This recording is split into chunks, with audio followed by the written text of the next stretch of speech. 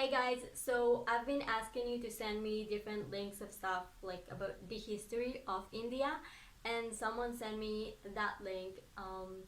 It kind of looked like it's drawn, so that is interesting. The name is The Rise Of. I'm gonna put the name here because I really don't want to butcher the words. I always feel like I am when I'm trying to say it. I like it feel like I'm not trying to disrespect them, but it sounds so bad when I'm saying this because I still don't know how to pronounce it right, and I do not want to offend anyone or to just mispronounce stuff.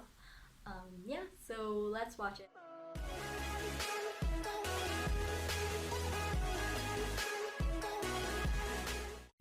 Sometime in the 4th century BCE, in the royal court of Dhananand, Pandit Vishnugupta advised the king to form a nationwide alliance to tackle the incoming foreign aggression. But in his pride and arrogance, he not only ridiculed the scholar's concern, but even discredited him. Enraged, Vishnugupta untied his top knot and vowed that he would not tie it back until the king and his supporters were uprooted like trees in a storm. Dhananand then was at the peak of his power. His might stretched from Punjab to Bengal. His army was so daunting that even Alexander's troops chose not to attack them head-on. Yet, Vishnugupta would do as he challenged and help build an empire that would eventually become the largest ever seen on Indian soil. Oh, that's impressive. The accounts relating to the origins of Chandragupta and Vishnugupta are found mostly in the legends written around them centuries after their time. Chandragupta probably did not have royal ancestry. As the legend goes, Vishnugupta once saw him young playing with his friends. He was being their king and they were his subjects. To test this young kid, Vishnugupta went and asked this king for alms. Chandragupta told to take any of the cows grazing nearby and that no one would challenge his authority. Vishnugupta was impressed. He then took this young lad to Takshashila and started teaching him everything he would need to become an ideal ruler. Meanwhile, Alexander's conquest had reached Indus. But then his homesick and exhausted troops mutinied against further advance and Alexander had to return. Soon afterwards, he died, leaving behind a void of leadership in his conquered territories. Vishnugupta and Chandragupta wasted no time and immediately started to establish their order in the region with a vision of one nation. They allied with local rulers and chieftains, hired mercenary bands, raised an army of their own, and began to make small victories. Vishnugupta was now ready for which he had been waiting for so long. Some legends say that the duo first tried to overthrow Dhananand by attacking his capital straight away. This attempt was unsuccessful and they had to retreat. While hiding in disguise, once they overheard a mother scolding her child who got his lips burnt trying to drink a hot soup from the middle of the bowl. "Don't be knave like Chandragupta," she said. "Start to drink from the colder contents at the edges and then move towards the center."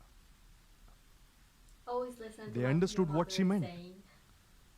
Realizing their mistake, they began their campaign from the border territories, making small victories as they closed in towards the throne. Their army and alliances grew in size and strength.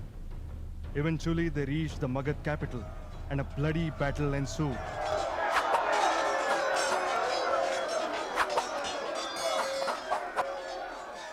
love Dhananand's drawing army things. was formidable, but Chandragupta and Vishnugupta won. Dhananand was exiled, and Chandragupta Maurya was coronated as the emperor of Magad. Vishnugupta's mission was accomplished. He became state's chief advisor, and people called him Chanakya. But their story was far from over. A mighty enemy with the legacy of Alexander loomed over the western frontier. The nascent Mauryan rule had a vast territory to defend and administer. In the next video, we will see how these problems were tackled This and a is legacy not of something ideal I governance have heard was set. before. So that was really interesting to see and to learn. I never thought. No, I don't think I ever heard those names, which is kind of weird. Yeah, history is like really interesting, and to see that someone is trying to make it more like approachable for people, it's really like I admire people who are choosing to do stuff like this. Even the drawing, I mean, a lot of times, like when someone, I know there's a lot of anime and stuff, but for me still, when people are drawing, it's, I mean, I feel like, for me, when I was a child, I used to watch a lot of cartoons, so when I'm seeing something like this, in the back of my mind, it's like bringing me back to when I was a child and I'm watching cartoons, so it always kind of hard for me to do this like small transition to no, this is legit, this is like a real, I mean, this is for grown-ups actually, well, also for children, but it's really interesting to see how they decided to make the video in a way who is also like to show exactly what happened, according to them, but also to make it really like easy, like simple drawings, so you will totally immediately understand what is going on and what is the message they're trying to do and what the message they're trying to, you know, spread. Yeah, I don't know, it's really different. I'm surprised in a good way, because again, this is something I haven't heard before, so it's really interesting to learn more about different part of India and different stuff that happened in Indian history. Yeah, so thank you so much for the person who sent this to me. This is really interesting actually. I don't think I ever saw something like this that gave me the information in an interesting way. Yeah, so thank you so much. I'll see you next video. Bye guys.